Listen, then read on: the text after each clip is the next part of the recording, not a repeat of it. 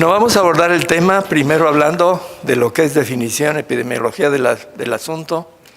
Hablaremos muy brevemente sobre la historia de la cirugía de la hernia hiatal. Vamos a ver la descripción de las técnicas de las hernias hiatales grandes, los tipos de malla y complicaciones y el análisis de resultado y las conclusiones. La hernia hiatal grande se considera como un defecto de diámetro mayor de 5 centímetros o que el contenido de la hernia tenga en el tórax aproximadamente el 30% del estómago. Y estas son las hernias tipo 3 y tipo 4 de Akerlund. Y es preferentemente la tipo 3 cuando la que mayor número de frecuencia tiene hasta un 82.93% de los casos. Y afortunadamente las tipo 4 son las menor, que se presentan con mayor frecuencia, 7 a 18%, y son aquellas en las que involucran, además del estómago, el colon, el intestino delgado, el vaso y otros órganos. Se estima que un 14 a 31% de la población general es portador de una hernia hiatal, y de esta preferentemente los tipos 1 y 2 ocupan entre el 10 y 26%, y un 3 y 4 ocupan el 3.5 a 5.2%.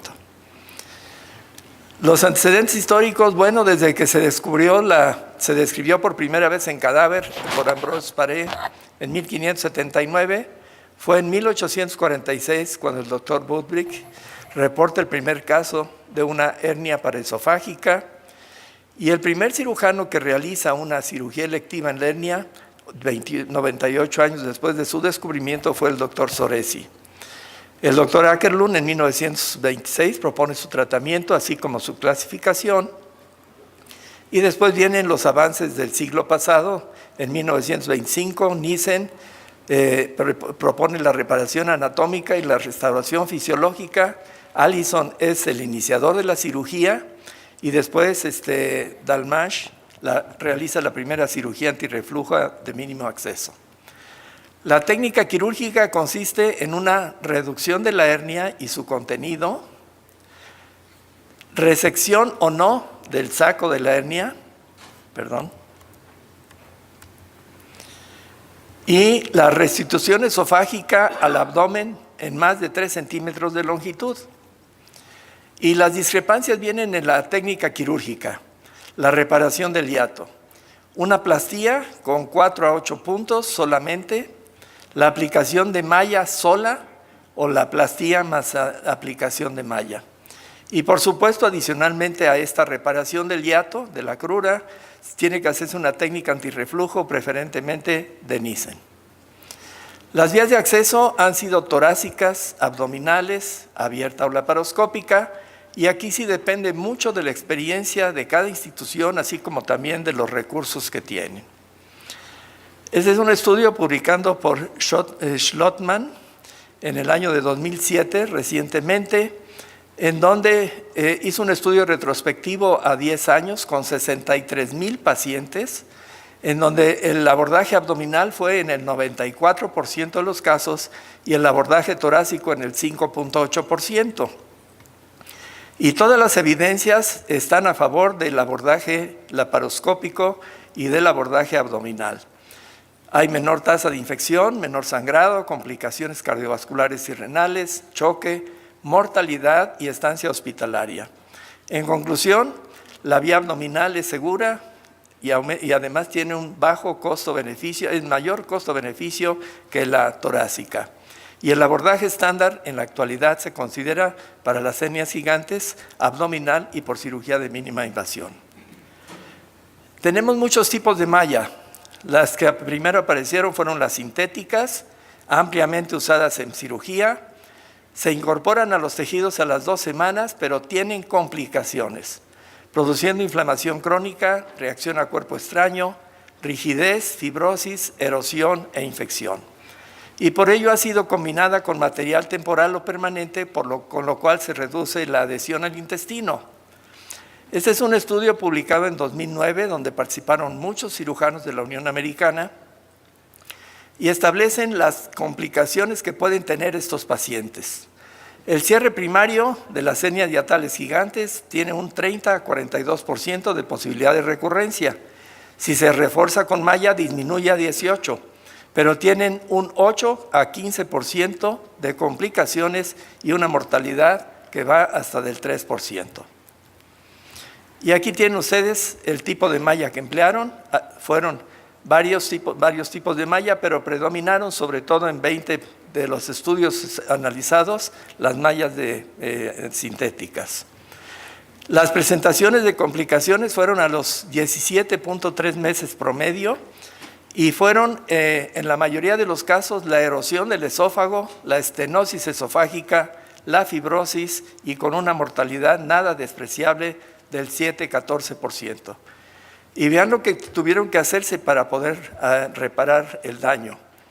Se manejaron conservadoramente 5, pero hubo que hacer remoción endoscópica de la malla, el retiro de la malla por laparoscopía o por laparotomía, esofagectomía, gastrectomía parcial y gastrectomía total.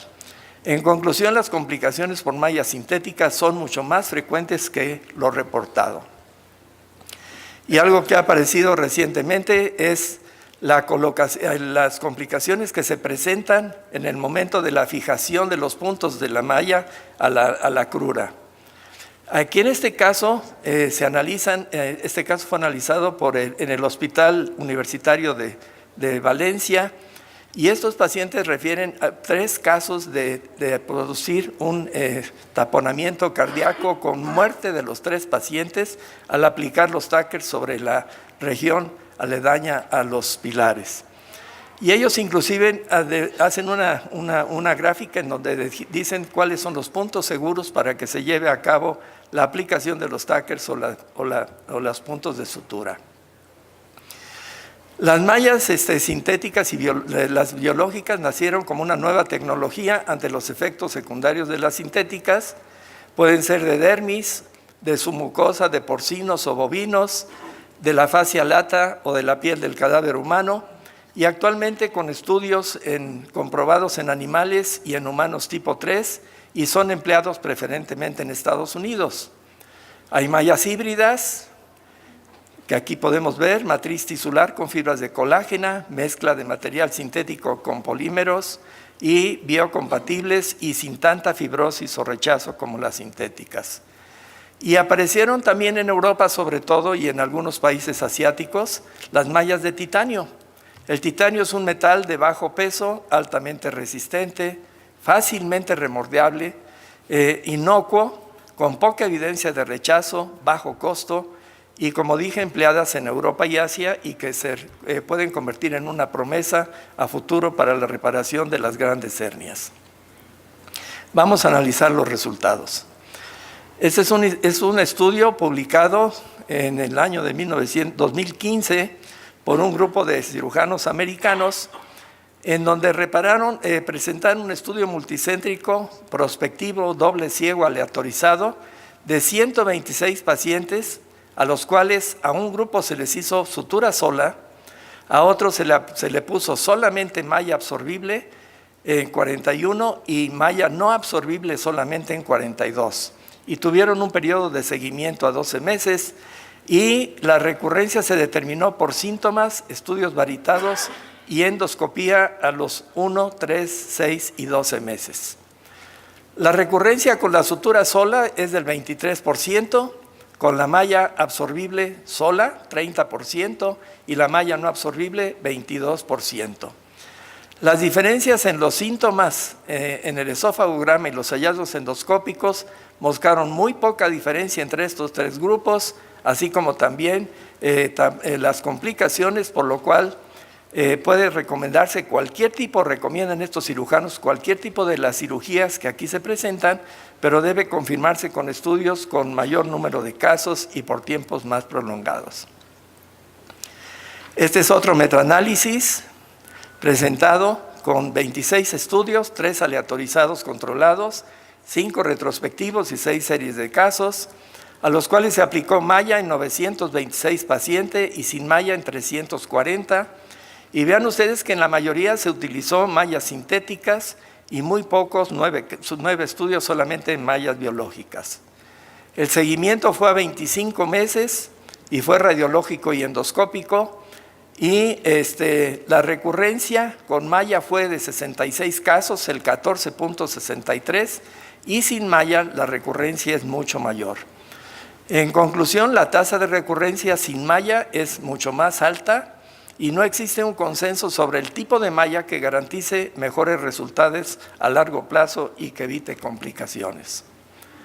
Este es un estudio publicado en Beijing, es el único estudio que yo encontré en donde se analiza el tamaño del orificio del defecto herniario. Fue un metaanálisis realizado con 1.474 pacientes, en donde 719 solamente se les realizó aplicación de malla y en 755 se realizó sutura.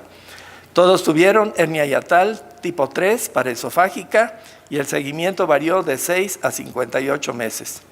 Aquí están las características del grupo estudiado, no las vamos a mencionar, pero las complicaciones fueron sobre todo para el tipo de pacientes con cirugía solamente y los metaanálisis en general así lo señalan. Y aquí es lo que decimos nosotros, la recurrencia en global de todas las mallas fue en 16 pacientes y en pacientes que tuvieron tamaño de la malla menor de 5 centímetros, mayor de 5 centímetros y mayor de 8 centímetros, la diferencia no fue significativa, por lo tanto, ellos concluyen que el tamaño de la hernia no es un factor para predecir la recurrencia o para emplear un tipo o no de malla. Vamos a hablar ahorita ya. Esto es un análisis que se presentó también en Estados Unidos en el año de 2016, en donde comparan adultos con hernia hiatal gigante, se revisan 13 artículos y donde incluyen 1.194 pacientes con sutura sola y 63 años con sutura también y aplicación de malla. Los resultados también, no hubo diferencia significativa para indicar el empleo de malla rutinaria y queda a criterio de la experiencia del cirujano cuándo debe cuándo debe estar indicada la aplicación de la malla. Y esta se indica cuando el cierre de los pilares puede quedar a tensión, cuando existen factores de riesgo como obesidad y nutrición o en hernias recidivantes. Esto es dos casos de serie de casos de utilización de la malla de titanio. Son 70 casos. Vean ustedes cómo la reparación fue mucho mejor y definitivamente se empleó la malla de titanio con extraordinarios resultados. Con cirugía sola la recurrencia fue del 24% y cuando se aplicó la cirugía con malla del 6%. Aquí tienen otro estudio también, aplicando malla de titanio, una corte de 18 casos, en donde el promedio de días de estancia es muy corto, 2.8, se evaluó la recidiva y hubo mejoría considerable de los síntomas, pero se presentó 11% de casos de disfagia y 12% de recidivas, y recomiendan el empleo con pocas complicaciones, no reacción de rechazo y bajo costo.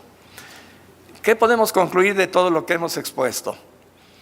Las hernias hiatales de tipo 3 y 4 afortunadamente no son frecuentes, sin embargo ponen en juego la destreza y habilidad del cirujano. Existen diferentes vías de abordaje, pero el estándar de oro en la actualidad es el laparoscópico. El cierre de los pilares solo tiene elevado índice de recurrencia. Las evidencias establecen que las mallas son un recurso valioso para disminuir las complicaciones y las recidivas.